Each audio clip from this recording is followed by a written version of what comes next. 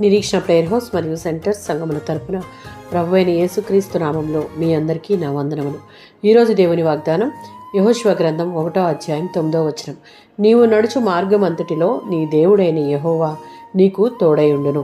మోషే మరణించిన తరువాత ఇశ్రాయేలీయులను కానాను దేశానికి నడిపించే బాధ్యత యెహోషువకు అప్పగించబడింది. యెహోషువను ఆ మార్గంలో భయంకరమైన యుద్ధాలు, శత్రువులు, బలవంతులు ఇశ్రాయేలీయులకు ఎదురవబోతూ ఉన్నాయి.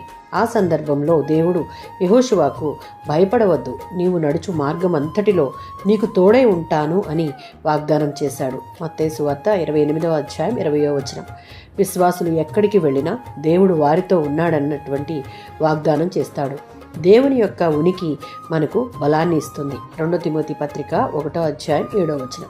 మనకెదురవుతున్న పరిస్థితులు మనకు భయం కలిగించవచ్చు. ఆ భయం మనలను బలహీనపరుస్తుంది. కానీ దేవుని ఎడల మనం కలిగి ఉండే స్థిరమైన విశ్వాసం మనలను స్థిరంగా నిలబెడుతుంది.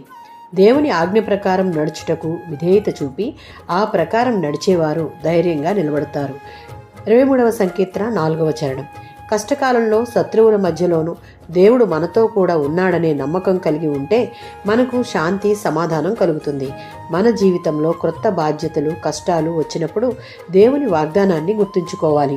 ఏ సమస్య వచ్చినా కృంగిపోక సమస్తము చేయగల దేవుని యందు విశ్వాసముంచి ముందుకు నడవడానికి అడుగు ముందుకు వేస్తే మనం వెళ్ళే మార్గం అంతటిలో ఆయనే మనకు తోడై ఉండి నడిపిస్తాడు. ఆమేన్.